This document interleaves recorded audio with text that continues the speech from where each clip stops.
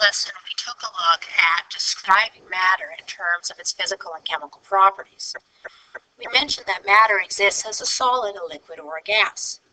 In these next couple of lessons, I want to explain a little bit more detail about the properties of solids, liquids, and gases in terms of what they're doing and especially why. We're going to explain these things in terms of kinetic molecular theory. Kinetic molecular theory is the theory that molecules are always moving. The word kinetic comes from the word kinesis, which means to move. Molecular obviously refers to molecules. This theory says that molecules are always moving. So if molecules are always moving, how are they different if they're solids, liquids, or gases? It comes down to the space between the particles and the amount of energy they have with their movement. The amount of energy they have is going to depend on their mass and their velocity. We often measure the energy of the particles in terms of temperature. Temperature increases as we add heat energy. So we want to make sure that we're not calling temperature itself energy. Temperature is a way of measuring the motion of the particles as a reaction to the heat we put in. The other factor that we need to consider is the forces that are existing between the molecules or particles that we're describing. There are all kinds of forces between the molecules. We refer to these forces as being intermolecular, between molecules. Inter means between, molecular meaning the molecules. There are forces of attraction between all molecules, kind of like magnets. When we hold a north and a south end of a magnet together, you can feel them pulling towards each other. The stronger the magnet, the harder it is to separate them. It's a similar idea with the forces that exist between molecules. If molecules had no forces at all between them, they would never stick together. It would be like a handful of sand where the grains of sand just separate from each other. But there are all kinds of different forces between molecules. The first and weakest of these forces is called London dispersion forces. London dispersion forces exist between all molecules, and the bigger the molecule, the stronger the London dispersion force. It's kind of like gravity. The bigger the planet, the more gravity it has. It's very similar with a London dispersion force. Small molecules have small forces of attraction. Bigger ones have more. Stronger than the London dispersion is a dipole-dipole force.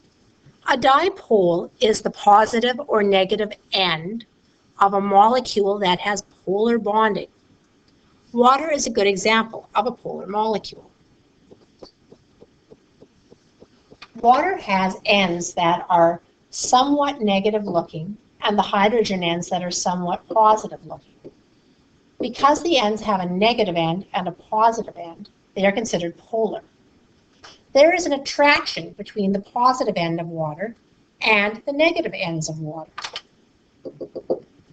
There are many other molecules that also have positive negative ends. This positive negative attraction is called dipole-dipole. Hydrogen bonding is a specific kind of dipole-dipole attraction. Hydrogen bonding exists anytime the dipole attraction is between hydrogen and FON. This stands for fluorine, oxygen, or nitrogen. So specifically in the case of water, this dipole attraction is actually a hydrogen bond. It's one of the strongest dipole attractions. Although it's not a true bond, it does keep water molecules reasonably close together, and is one of the reasons why water molecules have such strong surface tension.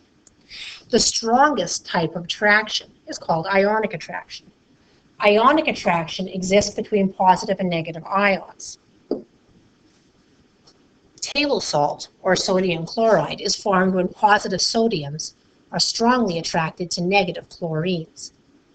This actually occurs in all directions around both the sodium and the chlorine. This is the strongest type of bonding that there is. This is also an attraction between particles and is considered an intermolecular attraction.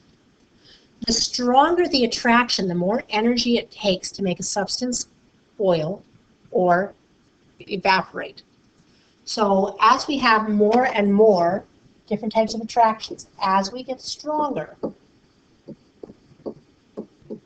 in terms of the attractions between the molecules, it is more likely that the particles will exist in the form of solids.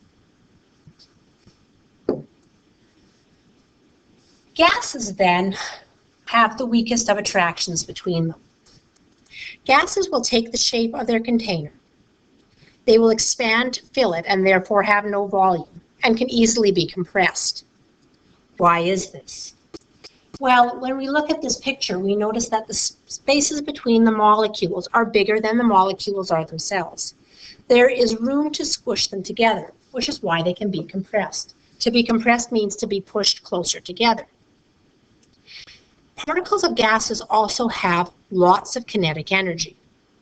So as soon as the molecules get close together, it doesn't take very much energy in order for them to bounce apart and spread out again. The molecules in gases, like all molecules, are constantly moving.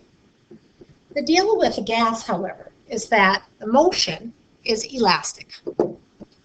When gas molecules bounce off of each other, all of the energy is transferred in the collision. A particle of a gas that bounces off the edge of the container bounces off with the exact same amount of energy that it hit with. No energy is lost in the collision. The pressure caused by these particles hitting the walls of their container is called gas pressure. We call it gas pressure if the container is closed. That means that there is a lid on it and the gas has nowhere to go. Gases also will cause pressure in open systems. In an open system, however, we call this atmospheric or air pressure. It's the same idea. Gas particles will bounce against the walls of a container. The force they put on it is called pressure. Now, when we have a vacuum, which is an area that has no gas in it whatsoever, there will be no gas pressure. Gas pressure is measured with a barometer. And at sea level, gas pressure is said to be able to support a tower of mercury 760 millimeters tall. Gas pressure was originally measured by a scientist by the name of Evangelista Torricelli. Evangelista Torricelli was looking for a way to prove that nature abhors a vacuum. He decided that this doesn't make sense, that he should be able to create a space devoid of any gas whatsoever. So his idea was to take a container and fill it with water. So he took this little container and he filled it with water. He then took a test tube and filled it with water right to the very tippy top and inverted the test tube into the container of water. His hope was that the pressure of the water in the container would push the water down, elevating the level of water in his container, and that he would have created a space in the top of the test tube that was a vacuum. Unfortunately, when he originally tried this, the water was not heavy enough to push down to a measurable degree. His thought then was, I need a longer test tube.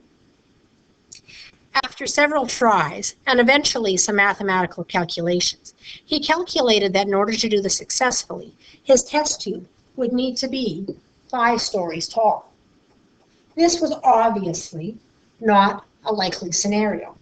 His next thought was, let's try a heavier liquid. The liquid that he chose to try was mercury. Mercury's chemical symbol is Hg. Mercury is a metal that exists in the form of a liquid at room temperature. Doing the same experiment with mercury resulted in the weight of the mercury pushing against itself down into the container, and a vacuum space was created. Evangelista noticed that on different days, the level that the mercury in the test tube seemed to vary. On days that were clear and sunny, which we know now is associated with high pressure systems, the mercury in the tube was at a higher level. This is because the pressure of the air on the open mercury was able to push the mercury back up the tube. However, on days that had low air pressure, and there was much less air pressure pushing on the exposed mercury, the weight of the mercury in the tube was larger and the level of mercury dropped. Evangelista noticed that at sea level, which we know to be the same across the planet, and on an average day, that mercury was able to support a column that was 760 millimeters tall. This has been defined as standard air pressure. Two common terms that we use when we describe gases and how they move are effusion and diffusion. Effusion is what we call it when a gas travels through a small little opening called a pinhole, often into an empty void of a space called a vacuum. Diffusion happens when two different gases, or liquids for that matter, travel through a larger opening against a gradient towards each other. In this case, we notice the red particles are moving in towards the purple ones, and the purple ones are moving in the direction towards the red ones. Diffusion moves from areas of higher concentration to lower concentration. The biggest factor that determines the speed that particles move in is the size of the particles. The smaller the particles, the faster they are able to move. In your textbook, I'm going to need you to read pages 402 to 414. On page 434, you will find a series of questions, number 34 to 40, to help reinforce and to help you understand the nature of gases and explaining them in terms of kinetic molecular theory.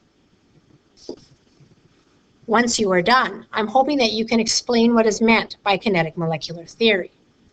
I'm hoping that you'll be able to name and explain the differences between the four intermolecular forces and rate them from weakest to strongest. I hope you can also describe gases in terms of kinetic molecular theory and explain how they exert pressure on a container, and tell me the difference between effusion and diffusion. In our next lesson, we will take a look at using kinetic molecular theory to describe liquids and so